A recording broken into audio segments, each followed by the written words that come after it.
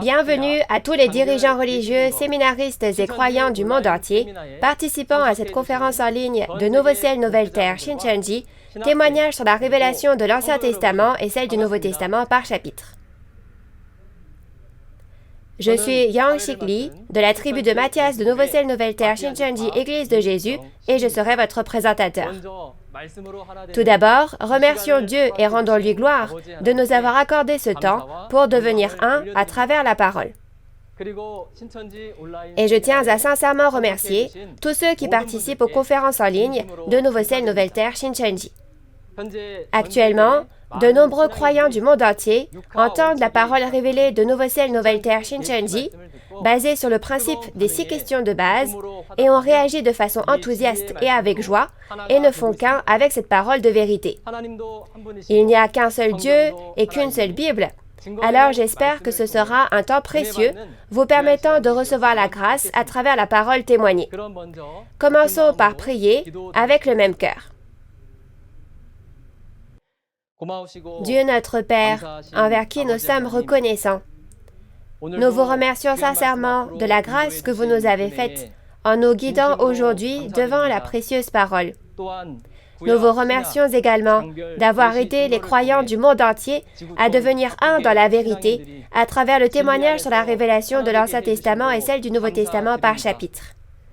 Aujourd'hui, de nombreux croyants du monde entier se sont réunis devant la parole, alors nous vous prions désespérément pour que ce soit un temps précieux au cours duquel vous nous donniez la grâce du ciel en abondance, afin que tous réalisent les secrets du royaume des cieux et deviennent un en la parole.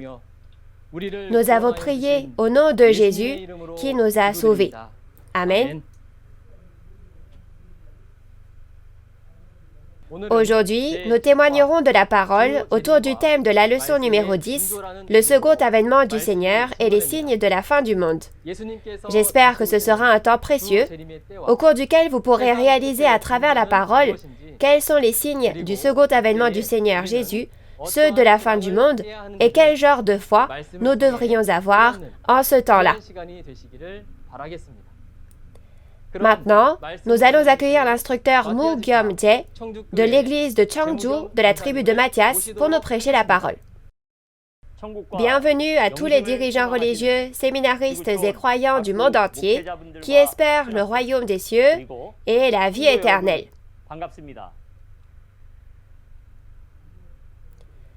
Je suis Moo Gyum-jae, le chef de l'église de Cheongju de la tribu de Matthias, de Nouveau Ciel, Nouvelle Terre, Shincheonji, Église de Jésus. Je souhaite sincèrement la bienvenue à tous ceux qui assistent à cette conférence en ligne de Nouveau Ciel, Nouvelle Terre, Shincheonji, témoignage sur la révélation de l'Ancien Testament et celle du Nouveau Testament par chapitre. La parole que nous allons méditer ensemble aujourd'hui est celle de la leçon intermédiaire numéro 10, le second avènement du Seigneur et les signes de la fin du monde. La référence principale est la parole de Matthieu chapitre 24 et Jean chapitre 8. À travers la parole d'aujourd'hui, j'espère que vous passerez un temps béni pour réaliser clairement la volonté de Dieu et de Jésus lors du second avènement du Seigneur au temps de la fin du monde. Avant de regarder le contenu de Matthieu chapitre 24, qui est la référence principale d'aujourd'hui, nous allons voir son lien avec Matthieu chapitre 23. Matthieu chapitre 23 parle des événements qui se sont déroulés à l'époque du premier avènement dans la Jérusalem physique. Cependant, Matthieu chapitre 24 parle à l'avance des événements du second avènement du Seigneur et de la fin du monde, soit de la destruction de la Jérusalem spirituelle, qui est la dénomination du peuple élu. Maintenant, regardons ensemble une à une les paroles de Matthieu chapitre 24. Tout d'abord, dans les versets 1 à 3, nous voyons la raison pour laquelle Jésus a donné cette parole de Matthieu chapitre 24. Au verset 1, alors que Jésus sortait du temple, les disciples sont sortis pour lui en faire remarquer les constructions. Il est dit que ce temple de Jérusalem a été construit pendant 46 ans, n'est-ce pas? Mais à l'inverse, Jésus leur a dit que ce temple serait détruit. Le temple de Jérusalem que vous voyez sera détruit, et il ne restera pas ici pierre sur pierre qui ne soit renversée. Les disciples de Jésus qui ont entendu cette parole se sont rassemblés de nouveau sur la montagne des Oliviers et lui ont demandé « Dis-nous, quand cela arrivera-t-il et quel sera le signe de ton avènement et de la fin du monde ?» À partir du verset 4, Jésus a répondu aux questions de ses disciples. Quelle est la première réponse qu'il a donnée? Il a dit « Prenez garde que personne ne vous séduise ». La raison en est que lorsque le temps de la fin viendra, plusieurs viendront sous le nom de Jésus, disant « C'est moi qui suis le Christ », et séduiront beaucoup de gens. Cependant, il est dit que ces choses doivent arriver, mais il est dit que ce ne sera pas encore la fin. Une nation s'élèvera contre une nation et un royaume contre un royaume, et ils se battront l'un contre l'autre. Il est dit qu'il y aura des douleurs et des guerres. Puisqu'il est dit que c'est un royaume contre un royaume, la lutte n'aura pas lieu au sein d'un même royaume, mais deux royaumes s'affronteront, n'est-ce pas? Étant donné que Jésus répond actuellement concernant le temple de Jérusalem, un des deux royaumes est le royaume de Dieu, Jérusalem. Cette Jérusalem est le tabernacle des croyants, soit la dénomination appartenant à Dieu. Dans ce cas, quel est l'autre royaume qui se bat contre Jérusalem, le royaume de Dieu? Le royaume qui combat Jérusalem est le royaume du diable, c'est-à-dire la dénomination appartenant au diable. Que dit la Bible au sujet de ce royaume et de cette nation appartenant au diable? Si nous regardons dans l'Ancien et le Nouveau Testament, nous pouvons savoir contre qui Jérusalem, le royaume de Dieu, s'est battu. Contre le royaume de Babylone, n'est-ce pas? Au temps de l'Ancien Testament, Jérusalem, le royaume de Dieu, a été englouti et détruit par Babylone. En utilisant ces royaumes du monde en parabole, au second avènement du Seigneur, la dénomination appartenant à Dieu est Jérusalem, et la dénomination appartenant au diable, qui s'est opposée à cette dernière et lui a fait la guerre, s'appelle Babylone. Bien qu'il ne soit pas écrit de quel royaume il s'agit dans Matthieu chapitre 24, vous pouvez le savoir si vous regardez dans l'Apocalypse de Jean, où sont consignés en détail les événements du second avènement du Seigneur. Dans Apocalypse chapitre 13, il y a le tabernacle, c'est-à-dire le ciel. On l'appelle le ciel parce que c'est le royaume de Dieu. Cet endroit était précisément Jérusalem. Il est dit qu'une bête à 7 têtes et 10 cornes entrera dans cet endroit et combattra les saints, les fidèles, les vaincra et régnera. Dans Matthieu chapitre 24 et Luc chapitre 21, ce tabernacle ou ciel, où se trouvent les fidèles, est appelé Jérusalem, le royaume de Dieu, et la bête à 7 têtes et 10 cornes qui entre et les combat est appelée Babylone dans Apocalypse 17.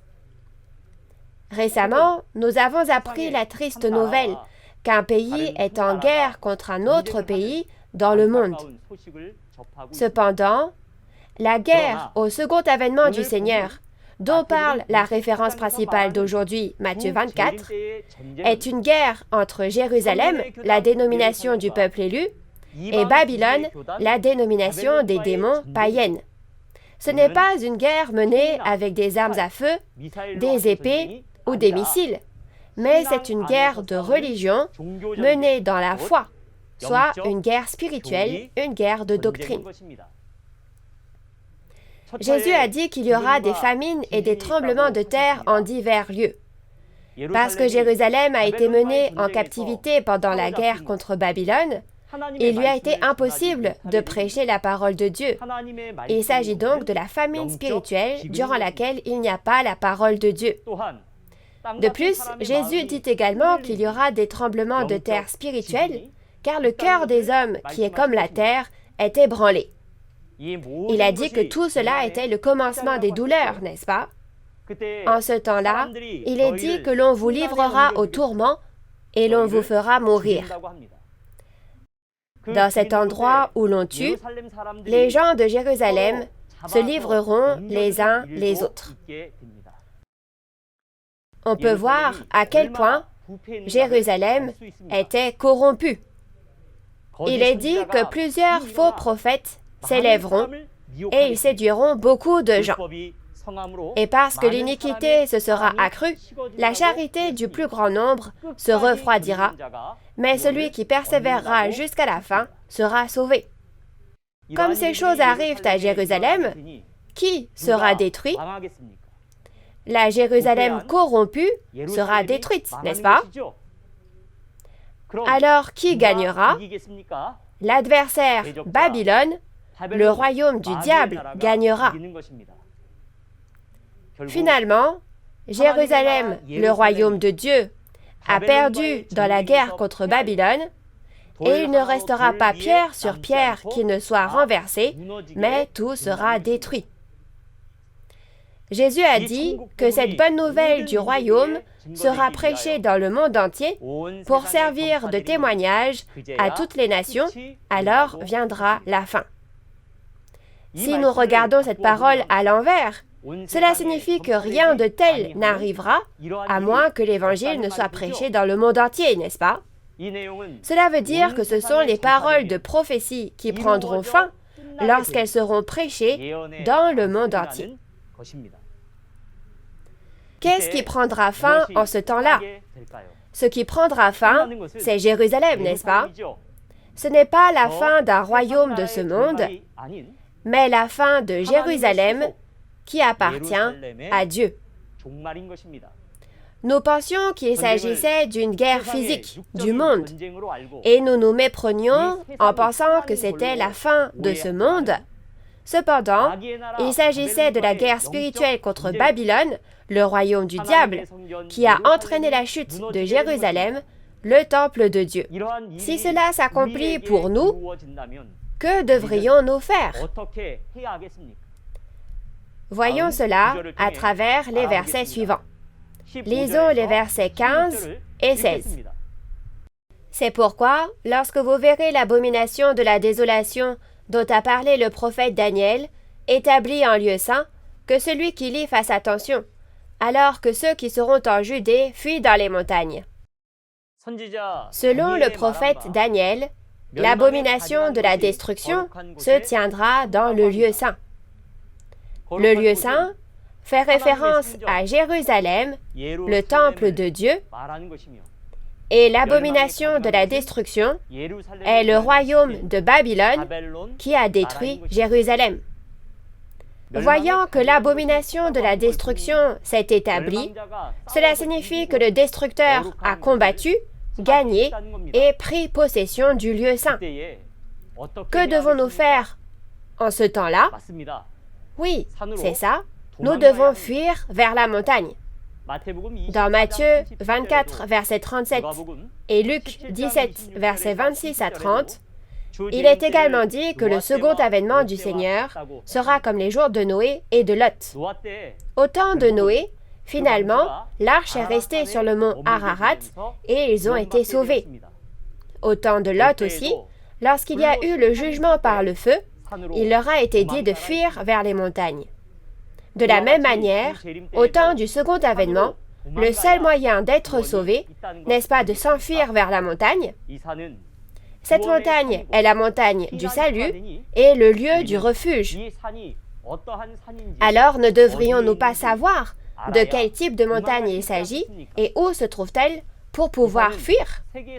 Cette montagne est-elle l'Everest, la plus haute montagne du monde? Nous devons le trouver dans la Bible. Dans Apocalypse 14, on parle de la montagne de Sion. Quand on va sur la montagne de Sion, se trouve le trône de Dieu. Jésus aussi s'y tient et les membres de la famille de Dieu y sont rassemblés. La montagne vers laquelle nous devons fuir au second avènement du Seigneur est précisément la montagne de Sion. Bien évidemment, tout comme Jérusalem, le lieu saint, et Babylone, l'abomination de la destruction, ne sont pas des royaumes du monde, cette montagne non plus n'est pas une montagne physique du monde. Dans Ésaïe chapitre 60, verset 14, le pasteur de Dieu est appelé Sion. Et dans Zacharie chapitre 2, verset 7, celui qui s'est échappé de Babylone s'appelle Sion. Ainsi, ceux qui ont fui vers l'endroit où Dieu se trouve sont le nouveau royaume et le nouveau peuple de Dieu qui se sont rassemblés. De plus, Jésus a dit que lorsque les destructeurs se tiennent dans le lieu saint, que celui qui sera sur le toit ne descende pas pour prendre ce qui est dans sa maison, et que celui qui sera dans les champs ne retourne pas en arrière pour prendre son manteau. Ici, Jésus évoque celui qui est sur le toit. Mais quel est l'endroit sur le toit? Si vous montez sur le toit d'une maison, que voyez-vous? Le ciel, n'est-ce pas? Par conséquent, celui qui appartient à Dieu, qui est donc dans le ciel, ne doit pas descendre dans la maison pour ramasser les biens des destructeurs, puisque les destructeurs s'y trouvent. Ainsi, ceux qui sont sur le toit représentent le nouveau peuple élu appartenant à Dieu, qui est sorti du lieu saint où se tiennent les destructeurs, et les choses qui sont dans la maison font référence aux choses des destructeurs, soit au vin de l'impudicité, le fruit du bien et du mal. De plus, il est dit « Malheur aux femmes qui seront enceintes et à celles qui allaiteront en ces jours-là. » Qui sont les femmes enceintes? Qui sont celles qui allaitent? Si l'on considère ce que l'apôtre Paul a dit, c'est facile à comprendre. Dans 1 Corinthiens chapitre 3, verset 2, Paul a dit qu'il a donné du lait. Mais pourtant, Paul n'est pas une femme. Alors, comment peut-il allaiter? Dans Galates chapitre 4, verset 19, Paul dit qu'il éprouve les douleurs de l'enfantement. Il est certain que Paul est un homme, alors comment peut-il ressentir les douleurs de l'enfantement? Ces choses ne sont pas physiques, mais spirituelles. Allaiter signifie donner le lait saint spirituel, soit la parole de Dieu, qui est la nourriture de l'esprit. En outre, tout comme la femme reçoit la semence de l'homme et donne naissance à un enfant, le pasteur reçoit la semence de la parole de Dieu, donne naissance à des fidèles, et les nourrit et les élève. C'est pourquoi le pasteur qui prêche la parole est comparé à une femme. Les femmes enceintes et celles qui allaitent font référence à tous les pasteurs de Jérusalem. Les pasteurs de Jérusalem reçoivent les fléaux car ils ont perdu la guerre contre Babylone et l'ennemi se tient dans ce lieu. Priez pour que votre fuite n'arrive pas en hiver ni un jour de sabbat. Cela signifie que nous devons rester éveillés sans cesse et ne pas nous reposer comme en hiver ou le jour du sabbat, mais éviter les destructeurs et fuir. En ce temps-là, il y aura une grande tribulation. Il est dit qu'il n'y en a point eu de pareil depuis le commencement du monde jusqu'à présent, n'est-ce pas? Ici, le commencement du monde fait référence au temps où Jérusalem a été créée. Il n'y a donc jamais eu de si grande tribulation depuis le commencement du monde, c'est-à-dire depuis la création de Jérusalem. Car Jérusalem a été détruite par les destructeurs et s'est fait tout prendre, à la fois son royaume et ses fidèles. Il est dit, et si ces jours n'étaient abrégés, personne ne serait sauvé. Ces jours font référence à la période pendant laquelle Jérusalem a été détruite par Babylone. Et dans l'Ancien Testament, Jérusalem a été détruite par Babylone pendant 70 ans. Cependant, il est dit que lors du second avènement du Seigneur, lorsque le Nouveau Testament s'accomplit, Dieu réduira la période de destruction. Si on regarde dans Apocalypse 13, qui est le même contenu que celui de la référence principale, la période de destruction a été réduite à 42 mois. La raison pour laquelle la période de destruction a été raccourcie de cette manière est pour que les élus puissent être sauvés dans la chair. Ensuite, Jésus a donné des paroles d'avertissement. Il a dit, « Si quelqu'un vous dit alors, le Christ est ici ou il est là, ne le croyez pas. Car il s'élèvera de faux Christ et de faux prophètes. Ils feront de grands prodiges au point de séduire, s'il était possible, même les élus. » Et il a ajouté, « Si donc on vous dit, voici, il est dans le désert, n'y allez pas, voici, il est dans les chambres, ne le croyez pas. Car comme l'éclair part de l'Orient et se montre jusqu'en Occident, ainsi sera l'avènement du Fils de l'homme. » Si Jésus venait dans la chair, il ne pourrait pas se déplacer ainsi comme l'éclair. Dans la Bible, il est dit que les mouvements des esprits sont comme des éclairs. Au second avènement, comme Jésus vient en esprit, il dit qu'il vient comme l'éclair. Donc, même si on entend dire que la chair de Jésus est ici ou là, il nous dit de ne pas être trompés. Ensuite, lisons les versets 29 à 31. Aussitôt après ces jours de détresse, le soleil s'obscurcira, la lune ne donnera plus sa lumière, les étoiles tomberont du ciel et les puissances des cieux seront ébranlées. Alors le signe du Fils de l'homme paraîtra dans le ciel, toutes les tribus de la terre se lamenteront, et elles verront le Fils de l'homme venant sur les nuées du ciel avec puissance et une grande gloire. Il enverra ses anges avec la trompette retentissante, et ils rassembleront ses élus des 4 vents, depuis une extrémité des cieux jusqu'à l'autre. Il est dit qu'aussitôt après ces jours de détresse, le soleil s'obscurcira, la lune ne donnera plus sa lumière, les étoiles tomberont du ciel, et les puissances des cieux seront ébranlées. Cela signifie-t-il que le soleil, la lune et les étoiles du ciel physique s'obscurciront et tomberont réellement? Si tel est le cas, plus rien n'existera sur cette terre. Ici, le soleil, la lune et les étoiles sont des paraboles. Dans Genèse 37, versets 9 à 11, nous voyons que la famille de Jacob, le peuple élu de Dieu, est appelée le soleil, la lune et les étoiles.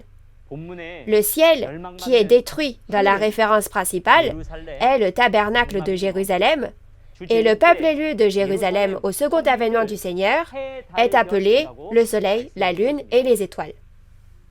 Le fait que le soleil, la lune et les étoiles s'obscurcissent et ne donnent plus de lumière signifie que les pasteurs et les évangélistes de Jérusalem, étant détruits, ne sont plus en mesure de prêcher la parole de Dieu qui est comme la lumière.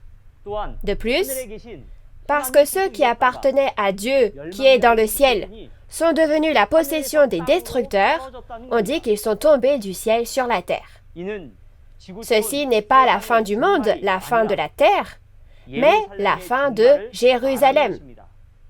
En d'autres termes, on parle ici de la fin du monde de Jérusalem. Au début de Matthieu chapitre 24, les disciples ont posé une question à Jésus à propos des signes de l'avènement du Seigneur et de la fin du monde, n'est-ce pas? Pour que Jésus vienne, il faut que les signes de la fin du monde apparaissent. Et en ce temps-là, il a dit qu'une nation s'élèvera contre une nation et un royaume contre un royaume. C'était la guerre entre Jérusalem, la dénomination appartenant à Dieu, et Babylone, la dénomination appartenant au diable. Et Babylone a détruit Jérusalem. Il nous dit que ces choses doivent arriver pour que Jésus vienne. C'est pourquoi il a dit qu'après que le soleil, la lune et les étoiles se sont obscurcis et sont tombés, ils verront le Fils de l'homme venant sur les nuées du ciel avec puissance et une grande gloire. Il enverra ses anges avec la trompette retentissante et ils rassembleront ses élus des 4 vents depuis une extrémité des cieux jusqu'à l'autre. Alors, pour quelle raison les anges rassemblent-ils les élus? Les fruits mûrs nés de la semence semée au premier avènement dans Matthieu 13 sont moissonnés dans Apocalypse 14 et en les scellant dans Apocalypse 7, 12 tribus sont créées.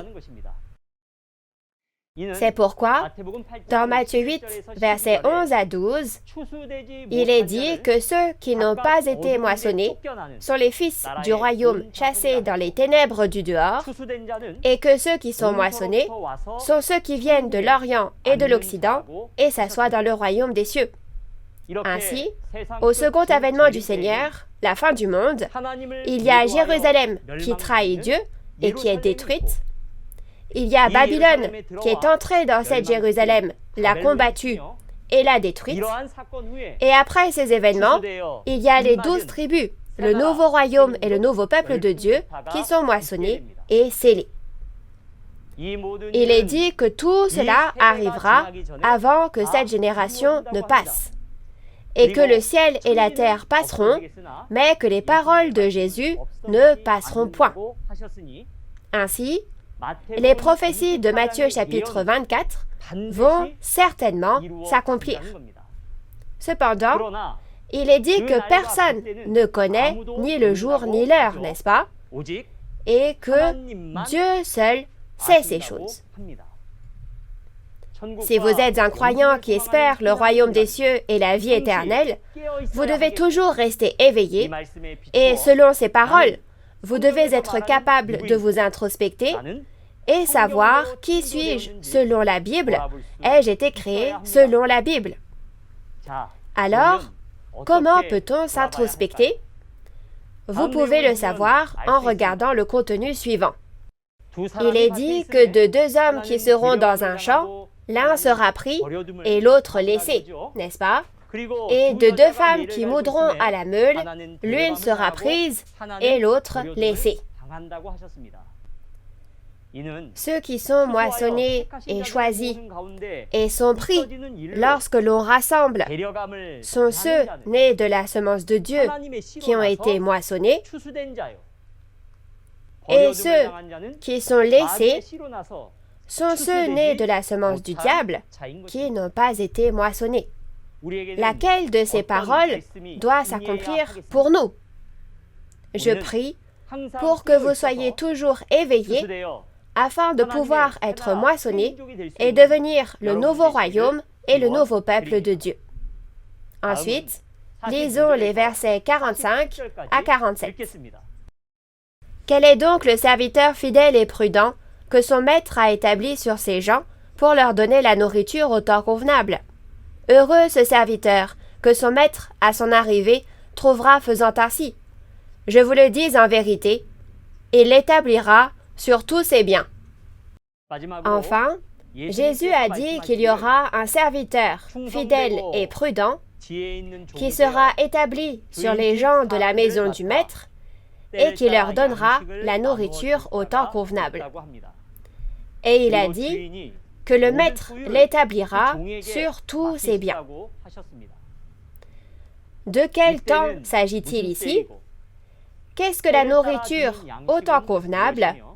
Et qui est le serviteur fidèle et prudent à qui Jésus a dit qu'il donnerait tous ses biens? Le temps est celui de la fin du monde, où Jérusalem a été détruite, et c'est le temps de la moisson. Matthieu chapitre 24 est une prophétie qui s'accomplira au second avènement du Seigneur que Jésus a donné alors qu'il était encore sur cette terre. Apocalypse 13 contient les événements qui arriveront lorsque l'Apocalypse s'accomplit Et Matthieu 24 et Apocalypse 13 parlent du même contenu, soit la destruction de Jérusalem, le tabernacle de Dieu. La nourriture au temps convenable n'est pas de la nourriture physique, mais fait référence à la nourriture de l'esprit. Au temps de Matthieu 24, la parole de Matthieu 24 est la nourriture qu'il faut manger, et au temps de l'Apocalypse, les paroles de tous les chapitres de l'Apocalypse sont les paroles qu'il faut manger en ce temps-là. La nourriture qu'il faut manger au second avènement du Seigneur, la nourriture au temps convenable, fait référence à la parole qui témoigne des prophéties des 4 évangiles et de tous les chapitres de l'Apocalypse qui se sont accomplis. Et c'est donc la parole de la prophétie et la parole qui témoigne de son accomplissement. Ce serviteur fidèle et prudent qui donne cette nourriture, lorsque l'on regarde dans Apocalypse 2, verset 7, il est dit que Jésus donne la manne qui était cachée aux vainqueurs. Dans Apocalypse 10, il y a un pasteur comme Jean, soit nouveau Jean, qui reçoit et mange le livre ouvert et donne cette parole révélée à manger à toutes les nations. Cette personne est le serviteur fidèle et prudent qui donne la nourriture au temps convenable. Jésus établira ce pasteur sur tous ses biens, n'est-ce pas? Dans Apocalypse chapitre 3, verset 12, il est dit que le nom de Dieu, le nom de la nouvelle Jérusalem et le nom nouveau de Jésus seront écrits sur celui qui vaincra. Tout comme Dieu a tout confié à Jésus au premier avènement, Jésus aussi confie tout à celui qui vaincra au second avènement, n'est-ce pas? Ce pasteur est le pasteur promis du Nouveau Testament. Au second avènement du Seigneur, les hommes ne devraient-ils pas rencontrer ce pasteur promis et recevoir la nourriture au temps convenable, qui est la nourriture de Dieu, la manger et vivre éternellement dans le royaume des cieux? Cependant, il est dit qu'il y a aussi l'enivrement par le vin de l'impudicité, qui est la nourriture du diable. Dans Apocalypse 18, il est dit que toutes les nations sont tombées à cause du vin de l'impudicité et qu'elles commettent même l'impudicité avec les démons. Où iront ceux qui appartiennent au diable et sont ivres du vin de l'impudicité? C'est ça, ils iront en enfer. Cependant, ils ne savent pas où ils vont parce qu'ils sont ivres et ils ne reçoivent pas la parole de vérité, même si elle leur est prêchée, et au contraire, ils persécutent et tuent. C'est comme au premier avènement. Lisons Jean, chapitre 8, versets 44 à 45. Vous avez pour père le diable, et vous voulez accomplir les désirs de votre père. Il a été meurtrier dès le commencement, et il ne se tient pas dans la vérité, parce qu'il n'y a pas de vérité en lui. Lorsqu'il profère le mensonge, il parle de son propre fond, car il est menteur et le père du mensonge. Et moi, parce que je dis la vérité, vous ne me croyez pas. Au premier avènement, Jésus a témoigné de la parole révélée de l'Ancien Testament accompli. C'est la nourriture à manger au premier avènement, la nourriture au temps convenable et la parole de vérité. Cependant, les Juifs n'ont pas écouté cette parole et ont dit des mensonges et parlé de leur propre fond, et puisqu'ils ont fait ainsi, qui est leur père? Jésus a dit que c'était le diable. Par conséquent, ils n'ont pas cru, même si on leur témoignait la vérité, et ils ont persécuté, blasphémé et tué Jésus. De même, au second avènement du Seigneur, quand s'accomplit Matthieu 24, le pasteur promis a témoigné aux églises traditionnelles de la parole révélée de l'Apocalypse accomplie. C'est la nourriture qu'il faut manger au second avènement, la nourriture au temps convenable. Mais qui sera le père de ceux qui n'écoutent pas cette parole, mentent, persécutent et tuent? Au second avènement, bien que l'Église traditionnelle se dit être le peuple élu, ils ne sont pas moissonnés et au contraire, ils écrivent sur leurs portes « Interdit aux moissonneurs », les persécutent et les empêchent de moissonner. Bien qu'on leur ait fait connaître la réalité accomplie des prophéties du Nouveau Testament, ils n'écoutent pas, chassent, mettent en prison, et même 4 fidèles ont été tués en raison de la conversion forcée. Ce sont les 12 tribus du Nouveau Royaume qui sont persécutées, selon la parole de Jean chapitre 16, Matthieu chapitre 10 et Matthieu chapitre 25. À qui appartenaient ceux qui ont persécuté et à qui appartenaient ceux qui ont été persécutés à chaque époque? Il y a 2000 ans aussi, l'Église traditionnelle du judaïsme a persécuté Jésus, et aujourd'hui encore, l'Église traditionnelle persécute les 12 tribus, le Nouveau Royaume. Suis-je moi-même une personne qui persécute, ou suis-je celui qui est persécuté? Ai-je été moissonné, ou n'ai-je pas été moissonné? J'espère que vous réfléchirez à ces choses, tout en étant éclairés par les paroles de Jésus. Par ailleurs, aujourd'hui, le pasteur promis, le vainqueur, et le nouveau royaume et le nouveau peuple de Dieu ne seront pas détruits. Au contraire, les destructeurs prennent fin et le royaume éternel de Dieu s'accomplit.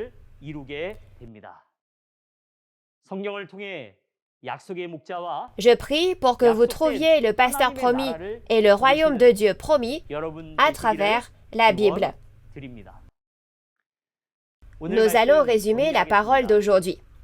Le contenu de Matthieu chapitre 23 concerne la Jérusalem de l'époque du premier avènement et le contenu de Matthieu chapitre 24 concerne la Jérusalem du second avènement du Seigneur. L'événement qui aura lieu au second avènement du Seigneur est la guerre entre Jérusalem, le royaume de Dieu, et Babylone, le royaume du diable. Et parce que Jérusalem est détruite et prend fin, il faut fuir vers la montagne de Sion pour être sauvé. Cette montagne représente les 12 tribus, le nouveau royaume et le nouveau peuple de Dieu. En ce temps-là, puisque le serviteur fidèle et prudent donne la nourriture au temps convenable, nous devons trouver le pasteur promis dans le Nouveau Testament, le vainqueur, nouveau Jean, recevoir et manger la parole révélée et être moissonné. Ne faites pas comme l'Église traditionnelle du judaïsme qui a persécuté bien qu'on lui ait prêché la vérité, et j'espère que vous vérifierez qui suis-je dans la Bible et ai-je été créé selon la Bible. La prochaine fois, un instructeur qui sera en mesure de vous prêcher la parole bien mieux que moi vous témoignera de la parole de la leçon intermédiaire numéro 11, le festin de noces de l'agneau et la lampe et l'huile, avec Matthieu 25 comme référence principale. Nous espérons vous revoir la prochaine fois et que vous êtes impatients d'écouter la prochaine leçon. Pour finir, dans le sens où nous sommes un en Dieu et en Jésus, nous allons clamer We are one et conclure. Nous transcendons les origines, les nations et les religions et sommes un en Dieu. We are one. Nous sommes un. Nous allons prier tous ensemble. Dieu notre Père, envers qui nous sommes reconnaissants, nous vous remercions sincèrement pour la grâce d'avoir guidé les dirigeants religieux et les séminaristes, ainsi que les croyants venus du monde entier qui croient en Dieu et en Jésus, pour écouter la parole de la conférence en ligne de Nouveau Ciel, Nouvelle Terre Shincheonji en ce temps.